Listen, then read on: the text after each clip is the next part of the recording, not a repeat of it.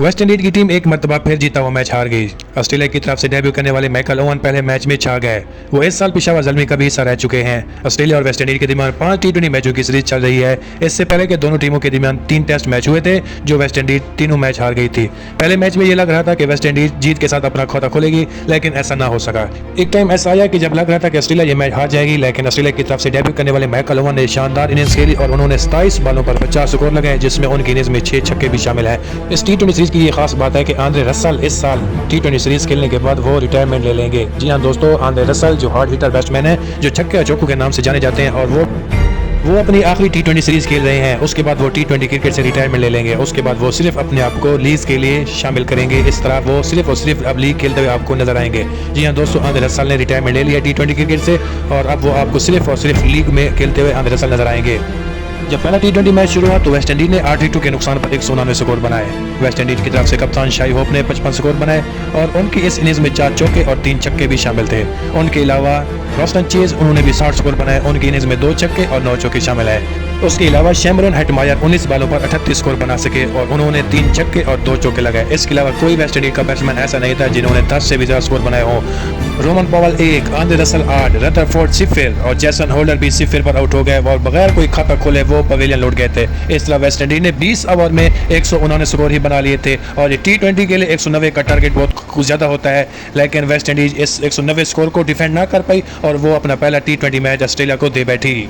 West Indies team की पहली wicket 32 के स्कोर पर गिरी, और दूसरी विकेट में कुछ इजाफा हुआ। पार्टनरशिप अच्छी लगी दोनों बैट्समैनों के दरमियान, और वो 123 स्कोर पर ले गए। लेकिन तीसरी विकेट 159 के स्कोर पर गिरी, और चौथी विकेट 164 के स्कोर पर गिर गई थी। उसके बाद विकेटें तो गिरना शुरू हो गई और ताश के पत्तों की तरह गिरती रही। इस तरह उसके बाद वेस्ट इंडीज ने ऑस्ट्रेलिया को जीत के लिए 190 रन का टारगेट दिया था, और जब ऑस्ट्रेलिया की टीम ने बैटिंग शुरू की तो ऑस्ट्रेलिया का आगाज भी अच्छा ना हुआ। उनकी शुरुआत भी अच्छी ना रही, क्योंकि ऑस्ट्रेलिया की पहली विकेट भी 12 के स्कोर पर गिर गई थी, और इस तरह ऑस्ट्रेलिया ने अपनी दूसरी विकेट 46 के स्कोर पर गिरा दी। मिचेल मार्श आउट हो गए।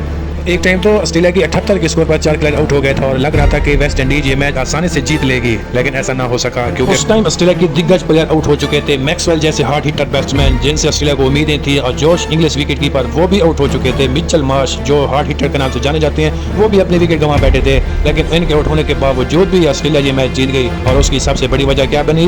माइकल ओवन, और जो ऑस्ट्रेलिया की तरफ से अपना डेब्यू कर रहे थे, पहला मैच खेल रहे थे, लेकिन उन्होंने बगैर कोई प्रेशर लिए हुए वेस्ट इंडीज को ये मैच ना जीतने दिया, और उन्होंने 27 गेंदों पर 56 की शानदार इनिंग्स खेली, जिनमें 6 छक्के भी शामिल हैं। और आपको याद, ये वही माइकल ओवन है जो इस साल पेशावर ज़ल्मी में भी अपना हिस्सा ले चुके हैं, और पेशावर ज़ल्मी से खेल चुके हैं। और जब ऑस्ट्रेलिया के 78 पर 4 खिलाड़ी आउट हो चुके तो कैमरन ग्रीन और माइकल ओवन ने उन्होंने ऑस्ट्रेलिया को मुश्किल वक्त में संभाला और शानदार पार्टनरशिप लगाई।